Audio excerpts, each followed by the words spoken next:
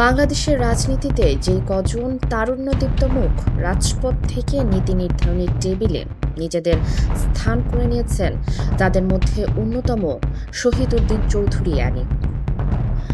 উপকূলীয় জেলা লক্ষ্মীপুরের এই কৃতি সন্তানকে দেয়া হয়েছে পানি সম্পদ মন্ত্রণালয়ের গুরু দায়িত্ব।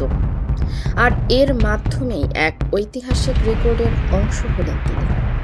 স্বাধীন বাংলাদেশের ইতিহাসে লক্ষ্মীপুর জেলা থেকে সরকারের মন্ত্রী হওয়া সপ্তম সৌভাগ্যবান ব্যক্তি এখন জনাব অ্যানি।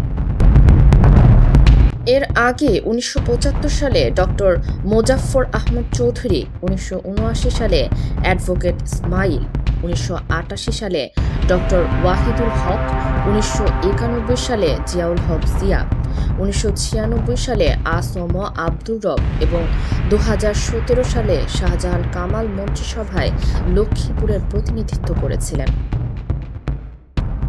অ্যানি চৌধুরী পেশাদার রাজনীতিবিদ হলেও শিক্ষাগত পরিচয়ে তিনি একজন রসায়নবিদ।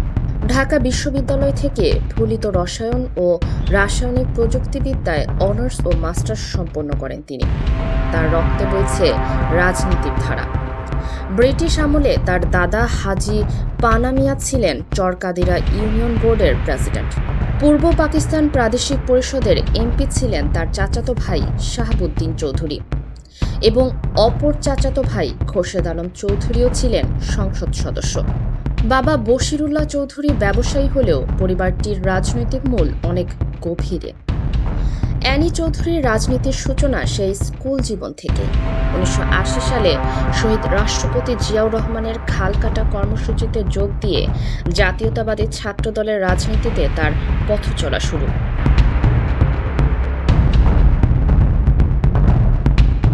ঢাকা বিশ্ববিদ্যালয়ে ভর্তির পর ১৯৮৫ সালে শহীদুল্লাহ হল ছাত্রদলের সদস্য, ১৯৮৮ সালে সাধারণ সম্পাদক, ১৯৮৯ সালে জিয়াউর রহমান হল ছাত্র সংসদের জিএস এবং ১৯৯০ সালে সর্বোচ্চ ভোট পেয়ে ডাকসুর সদস্য নির্বাচিত হন।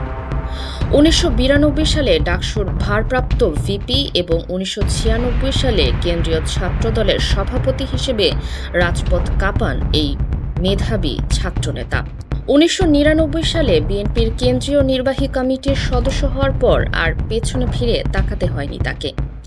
২০০১ ও ২০০৮ সালের নির্বাচনে লক্ষ্মীপুর ৩ আসন থেকে বিপুল ভোটে সংসদ সদস্য নির্বাচিত হন তিনি। সংসদে ভারপ্রাপ্ত বিরোধী দলীয় চিফ হুইপ হিসেবেও দায়িত্ব পালন করেছেন। রাজনৈতিক ক্যারিয়ারে বহুবার কারাবরণ করা এই ত্যাগী নেতা বর্তমানে বিএনপির যুগ্ম মহাসচিব পদে এবং লক্ষ্মীপুর জেলা বিএনপির আহ্বায়কের দায়িত্ব পালন করছেন। পানি সম্পদ মন্ত্রণালয়ের দায়িত্ব পাওয়ার পর অ্যানি চৌধুরীর সামনে এখন সবচেয়ে বড় চ্যালেঞ্জ হচ্ছে নিজের জন্মভূমিকে মেঘনার গ্রাস থেকে রক্ষা করা। বর্তমানে লক্ষ্মীপুরের রামগতি ও কমলনগরে নদী ভাঙন রোধে ৩,০০০ কোটি টাকার একটি বৃহৎ প্রকল্পের কাজ চলমান রয়েছে। রাজপথে লড়াকু ছাত্রনেতা থেকে পানি সম্পদ মন্ত্রী হওয়া শহীদউদ্দিন চৌধুরী অ্যানি জেলাবাসীর দীর্ঘদিনের এই প্রাণের দাবি কতটা সফলভাবে পূরণ করতে পারেন তা সময়ের মাধ্যমেই প্রতিফলিত হবে। মুকিতুর রহমানের রিপোর্টে ফারিহা আহমেদ।